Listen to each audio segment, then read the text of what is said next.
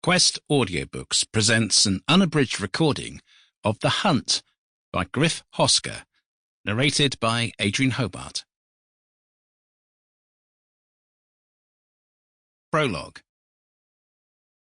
It was ironic that the wound which affected me more than any other came from an arrow, for I am an archer of some renown. I know that I was lucky that it hit my left and not my right arm, but although the wound had healed, afterwards I had never felt confident about using it. When I practiced with my son and my men at the meadow, where we had permanent marks set up, I no longer felt happy when drawing the bow.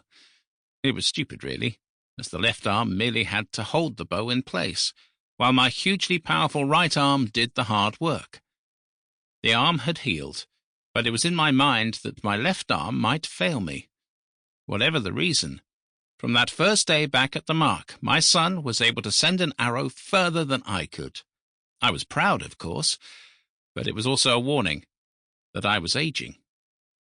I had served King Edward since he had been the Lord Edward. I had been knighted and made a baron in thanks for my service. So far as I knew, I was the only archer to have been thus honoured. I had followed my king on crusade, and I had fought for him in every important battle. The ones in Flanders I regretted, but they had not been for any purpose. I never fell out with the king, but he knew that I was unhappy, that he had taken his army into Flanders. It was the flexing of royal muscles. He still saw France as a land to which he had a right.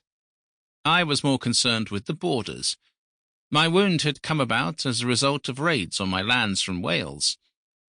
The new Baron Mortimer had been impotent to save the lands from privations, and it had been my archers and my handful of men-at-arms who had exacted revenge on the Welshmen.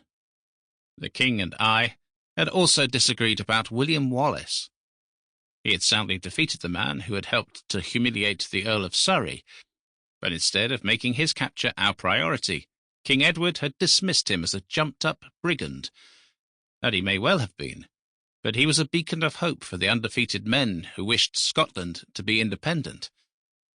The man I had hunted in the forests of Galloway was now, it was rumoured, in hiding, and King Edward was doing as his father had done, and was fighting Parliament for the funds to pay his army.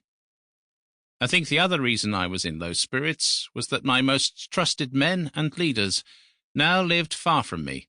Mordaunt had married and was the master of my manor of Coldingham in Scotland. Others had either fallen in battle or hung up. Sample complete.